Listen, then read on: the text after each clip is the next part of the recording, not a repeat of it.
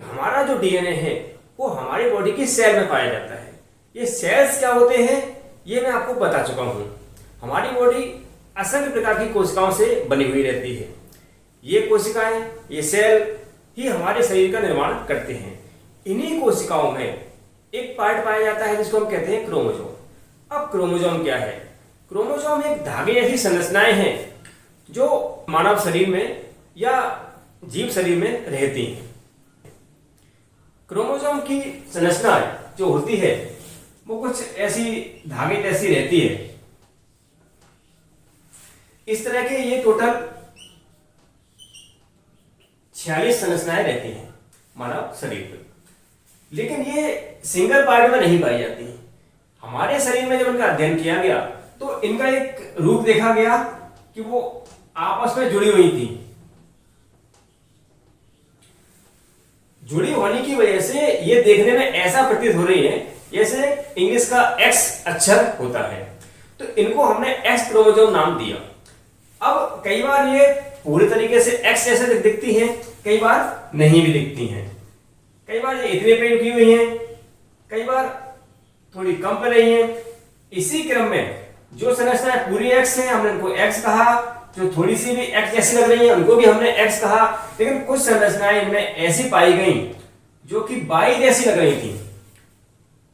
तो जब इस बात का अध्ययन किया गया कि ये बाई जैसी संरचनाएं क्या सभी जीवों में पाई जा रही हैं, तो ये देखा गया कि जो पुरुष की क्रोमोसोम है उनमें जो संरचनाएं हैं उनमें ही ये वाई वाला पार्ट पाया जा रहा है। महिलाओं के कोशिकाओं में इस तरह का कोई पार्ट नहीं है, केवल पुरुषों में ये पाया जाता है। तब ये थ्योरी निकल के आई कि ये वाई क्रोमोसोम अगर पुरुषों में है तो इसका विशेष कारण क्या है कि वाई क्रोमोसोम ही है जो मानव शरीर में लड़का या लड़की पैदा करने के लिए जिम्मेदार है। जब मानव शरीर में इसका अध्ययन किया गया तो ये बात निकल के आई कि पुरुषों के शरीर में एक्स क्रोमोसोम 44 की संख्या में पाए गए और महिलाओं के शरीर में भी एक्स क्रोमोसोम 44 की संख्या में पाए गए।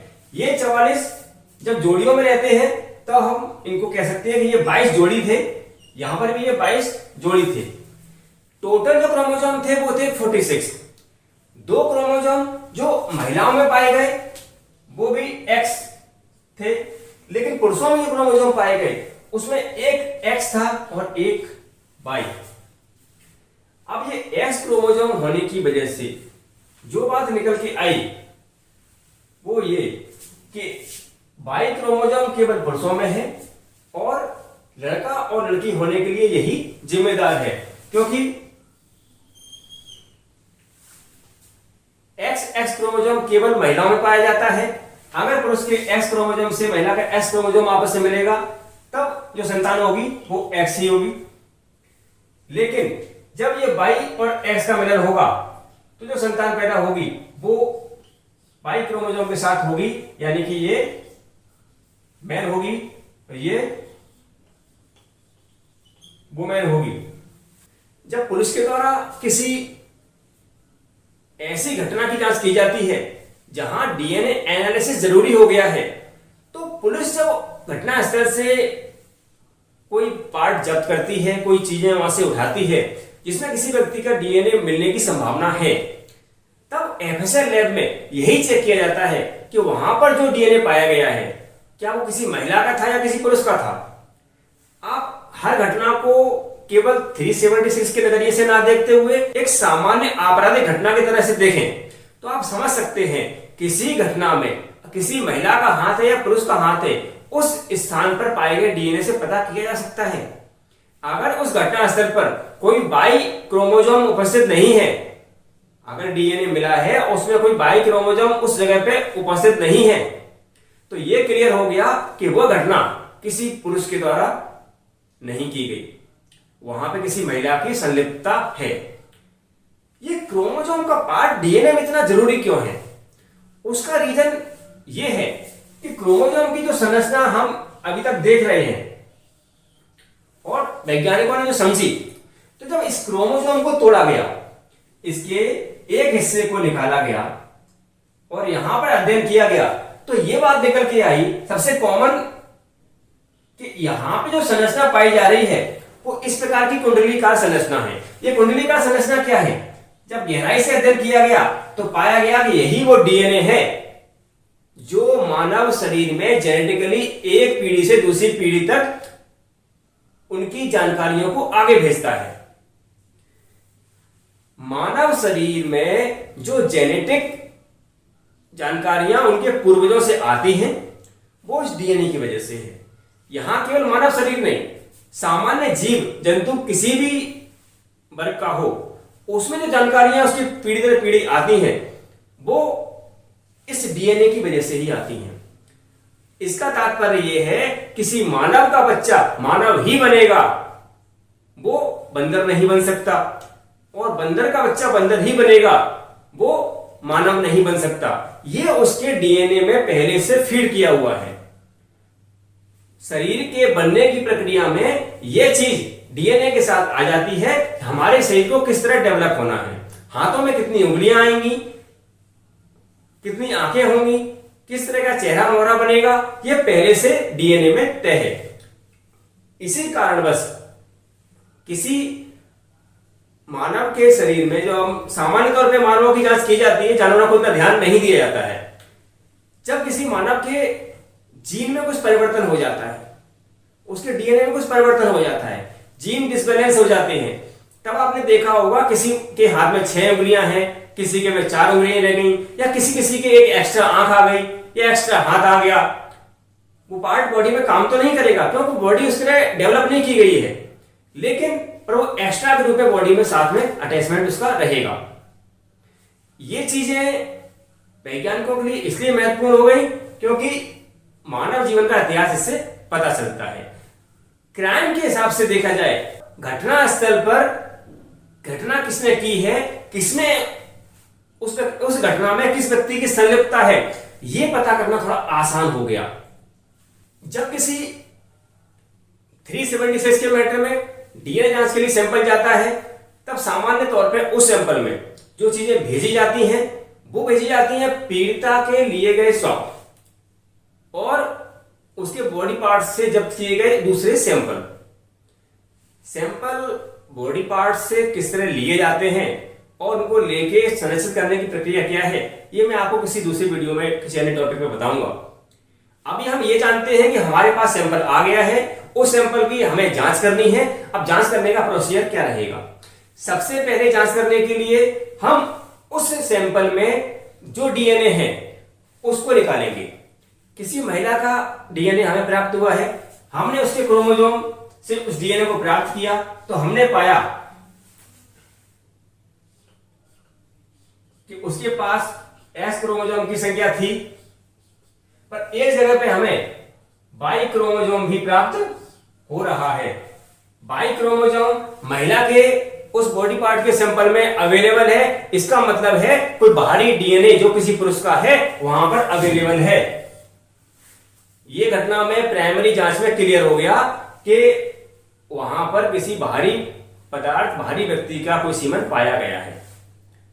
अब इतना होने के बाद इस मैटर को जब डीएनए के लिए एनालिसिस किया जाता है, तो आरोपी से जो डीएनए सैंपल के लिए उसका ब्लड लिया गया था उसमें से क्रोमोसोम को निकाला जाता है और उससे पता किया जाता है कि जो बाई क्रोमोसोम पाया गया है वो किस आरोपी का है। मानिए किसी घटना में 2 आरोपी हैं और ये बाई क्रोमोसोम जिस नंबर पे पाया गया है, अब जो डीएनए की संरचना है उस पर ध्यान दें,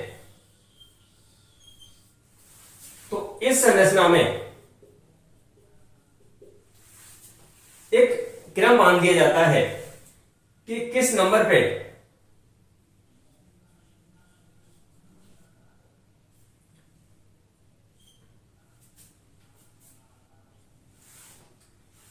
मानिए ये बाई क्रोमोसोम जब जांच की गई तो 15 नंबर पे प्राप्त हुआ। जब हमने किसी पुरुष का डीएनए चेक किया तो उसका भी बाई क्रोमोसोम 15 नंबर पे अवेलेबल है।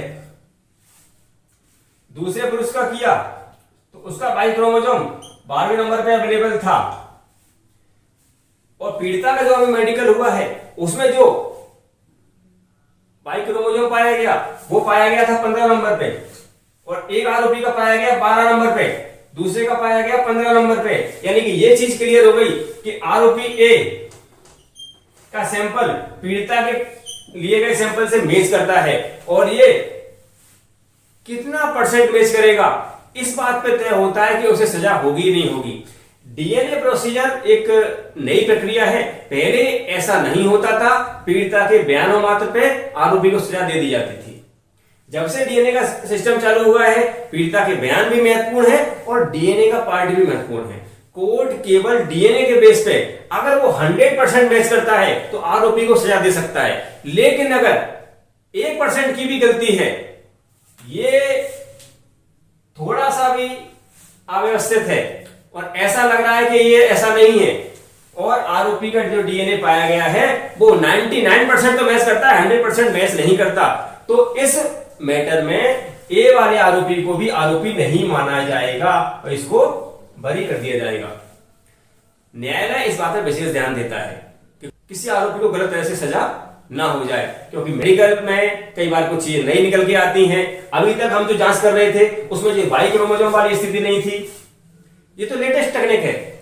कुछ साल पहले तक केवल सामान्य तौर पर एक्स वाले क्रोमोसोम के बेस पे डीएनए की जांच की जा रही थी और कुछ थ्योरी निकाली जा रही थी। अभी लेटेस्ट में वाई क्रोमोसोम के बेस पर पूरी थ्योरी चल रही है और वाई क्रोमोसोम के बेस पर ही डीएनए की प्रोसेस को आगे बढ़ाया जा रहा है। अच्छा ये हुआ है कि वाई क्रोमोसोम केवल पुरुषों में पाया जाता है, इसलिए आसानी हो गई, क्योंकि महिला के सैंपल में एक्स क्रोमोसोम है, पुरुष के में भी एक्स क्रोमोसोम है, लेकिन जब जांच में लिया गया तो एक्स को साइड करके हम केवल वाई क्रोमोसोम पर फोकस कर रहे हैं, तो महिला के सैंपल में जो वाई क्रोमोसोम पाया गया वो किसी पुरुष का है। अब घटनास्थल में जितने वाई क्रोमोसोम वाले डीएनए पाए गए या जितने वाई पुरुष आरोपी बनाए गए, उनके वाई क्रोमोसोम से इतनी आसानी के साथ पता लगाया जा सकता है कि उस महिला के साथ किसने गलत काम किया है। अभी लेटेस्ट में कोलकाता में एक विभत्स घटना हुई है। एक लॉ स्टूडेंट के साथ बहुत ही बुरी तरीके से रेप जैसी वारदात को अंजाम दिया गया है। 2 से 3 लोगों के इसमें शामिल होने का अंदेशा है। पुलिस ने अभी तक 3 लोगों को पकड़ भी लिया है।